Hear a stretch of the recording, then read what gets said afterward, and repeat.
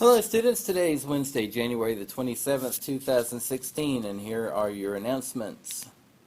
Tennessee Ready practice tests that are done on MIST are this week. If you don't have a MIST code, you must be currently in English 1, 2, or 3, Math 1B, Math 2B, Math 3B, or U.S. History to take one of these. So, if you don't have a code, just let me know. You'll see something in your class about it. If you wait until Friday, then it's probably going to be too late. So do them when you're told to do them, please. We've had some problems with iPads. I have a link I can send you that might fix that. I also had some problems with Chromebooks. Again, I might have a link that'll help you fix that. Maybe. Your best bet's to do it on a PC or Mac. But we want to support all devices, so if you have iPad or Chromebook and you run into problems, let me know. You can also just Google how to run a Chromebook in kiosk mode or how to do the same for an iPad and probably get your answer quicker than me. I don't know, being your aggregator for that information. Next week's winter break. Yay, winter break. Let's all go skiing. Teachers won't be available on the 4th and 5th. The due date will still be on Friday the 5th, but you should only have 3 days of work for that week. So we want you to get done by Wednesday, and that way you're not having to email people who are on winter break on Thursday or Friday. But do not expect anybody to get back to you on Thursday or Friday because it's winter break. Friday is the last day, this Friday. The 29th is the last day to RSVP for prom. It's important that you go ahead and RSVP because if we don't have a certain number of students RSVP, then we're not going to have a prom.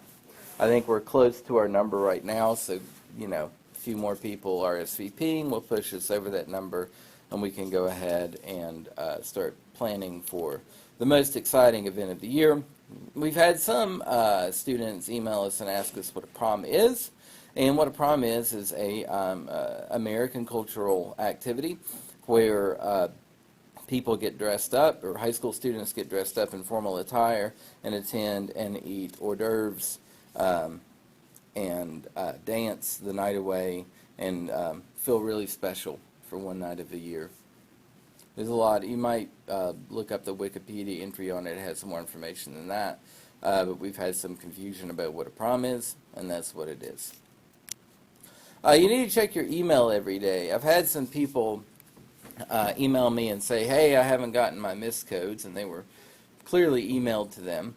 And then I go and look at their email because then they're like, well, I don't know my email password, and I see that they haven't checked their email since September, which gives me the hives. Please check your email every day. If you have a smartphone, put it on your phone. We don't send just emails for no reason. Every email that you get is something that's probably important to you. So please check your email every day. Every day. The word of the day is zeugma. And zeugma is it's a thing that happens in language that some authors do. It's kind of a comical device in language. It's when you use an expression to mean two different things. For example, the example Merriam-Webster gives is a really good one. She opened the door and her heart to like there's a boy standing outside the door. So she opened the door and then her heart to David. So we're using the word open to say open the door, which is the literal use of the word, and then we're using open her heart, which is the idiomatic use of the word.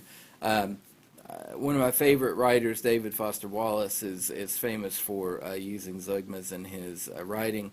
It's just something cool. And, honestly, until today, I didn't know what you called that. I like using those too, but I'm not really clever enough to do it that often. But I didn't know what it was called, and it's called a zeugma.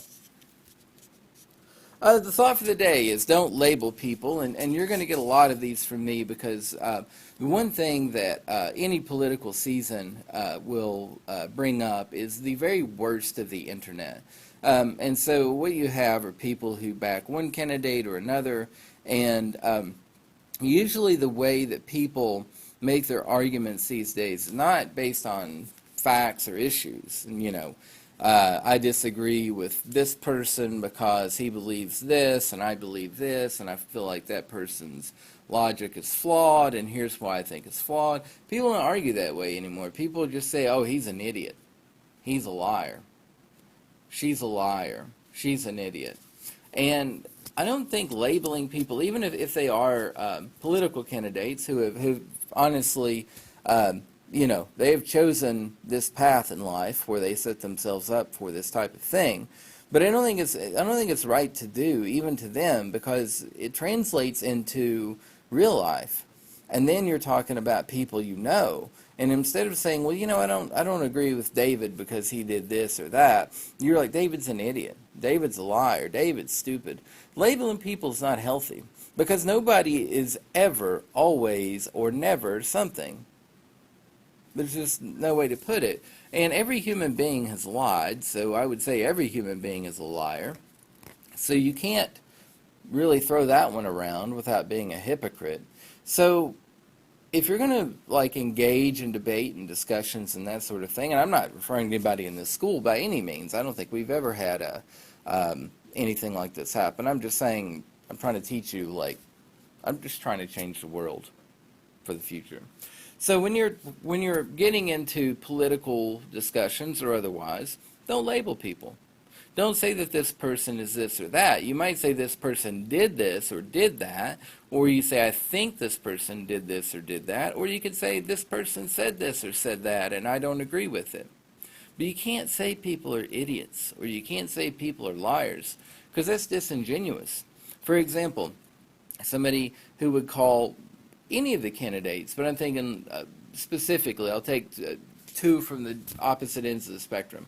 Ted Cruz, for example. I saw somebody say Ted Cruz is an idiot. Well, Ted Cruz graduated from Princeton and graduated Harvard Law Review and was very successful arguing before the Supreme Court.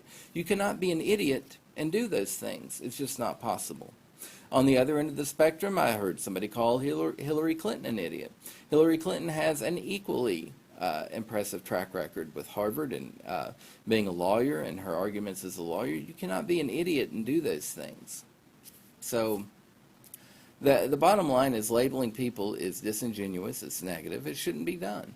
So when you're going out there and posting on social media about politics this way or that way, don't call somebody an idiot. Attack the facts, attack the record, attack anything else other than who they are as a human being, because that's just not nice. Be nice. Have a great day. See you tomorrow.